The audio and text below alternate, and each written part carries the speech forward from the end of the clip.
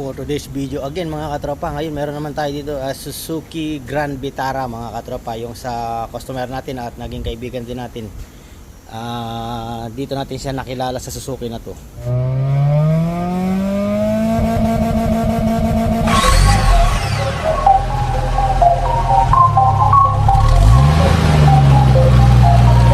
The Mechanic TV. Who made this? The Mechanic TV channel, dito ay manood ka. Click mo subscribe button, click yung bell, updated ka sa mga paparating namin na gawain. Alam mo na, subaybayan galaw ni Sir Edgar Manabat. The Manood Mechanic. ka. Paano ba yung istorya? Yung istorya kasi nito mga katropa, ginawa yata sa labas top overhaul, kasi nag-overheat, nag-top overhaul sila. 3 beses nilang binaba yung cylinder head, overheat pa rin mga katropa. So pumunta siya rito at nakausap natin, tapos 3 beses na nga doon na top overhaul, nag-overheat pa rin, hindi pa nakakalayo, overheat na agad. So tinignan ko yung likod nung una, totoo yung sinasabi niya, 3 beses kasi 3 gasket yung nakita ko sa likod na nakaparada. So tinawid papunta rito mga katropa, ayun unit. So tayo yung gumawa. So yun nga, nakuha natin sa isang bagsak lang mga katropa. So siyempre ginamitan natin ng ano yan, ginamitan natin ng pinagbabawal na teknik, kaya napatino natin mga katropa. Yun, doon na siya laging nagpapagawa rito, hindi na siya nagpapagawa sa labas ng unit na to mga katropa. So ngayon si-share ko sa inyo yung issue nito, reverse issue sa reverse. Tapos nagdi-delay na yung shifting niya mga katropa. Tapos meron siyang trouble code na shift solenoid A or B, hindi ko lang matandaan kasi matagal na mga katropa, nakalimutan ko na. So ngayon yung recommendation natin, ibig sabihin may problema na si transmission. Kung pwede daw bang siyempre humingi na naman ng pwede daw bang makatipid yung sa transmission. Siyempre bibigyan natin siya ng ng first step diyan mga katropa. So heto na nga yung valve body, binaibaba na natin mga katropa yung valve body niya. Binaba ko na. So ngayon, i-share ko muna sa inyo yung mga parts ng ating valve body. So ito si SSVV means shift solenoid mga katropa, A and B. Tapos si TCC, control solenoid valve. Ito naman si pressure control solenoid valve. So 4 lang solenoid niya mga katropa yung sa valve body. Tapos ito naman siyempre si strainer, si overdrive brake supply tube, si accumulator. So si accumulator, yan yung nag-accumulate ng pressure sa bawat shifting mga katropa. Tingnan natin kung ano na ba yung o-ring.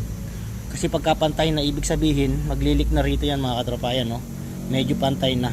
So meron technique dito, kung di nyo papalitan yung o-ring mga katropa, medyo matigas na rin yung o-ring. Yan, no? So meron technique dito kung di nyo papalitan yung o-ring para umangat yung o-ring mga katropa. So saka na yan. So yan nga si accumulator, yung nag-accumulate ng pressure para pag shift mo, para hindi mag-shift shaft ng malakas, i-accumulate niya yung pressure. So yun nga, yung issue nito ay parang na-delay na rin, nasunog na nga yung ATF. Tapos nilinis ko na dati yan, pinalitan ko na, tapos nasunog na, ginamit niya naman nasunog. Siguro pinilit niya mga katropa.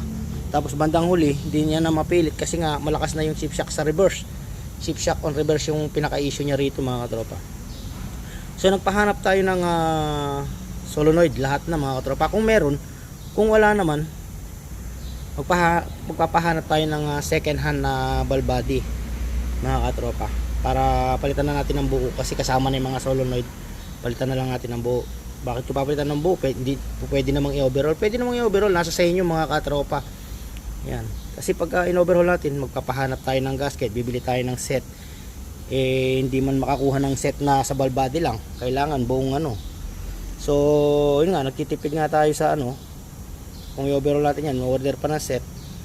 Sa valve body mukhang mura-mura lang naman. Pag mahal, tignan muna natin yung presyo syempre. Depende yan. Sabi niya, ayun nga, kung makakatipid siya or yung mas mapabibilis. Pero pag ako yung masusunod dito mga katropa, i-overhaul ko na yan mga katropa pagka ganyan, kasi nga matagal na itong Suzuki Vitara na ito mga katropa. Yan. So marami na ring leaking. So i-relate ko muna yung sa engine. Unahin ko muna itong isolve yung sa transmission bago tayo pumunta sa engine. Meron ding water leak ako napansin So late ko muna yan kasi nandyan lang naman sa labas. So ngayon magpo-focus ako sa transmission muna. Yung parang napalitan na nga. O yan o, meron pang ano, tanda o. Yan o, makikita nyo o. Parang napalitan na dati.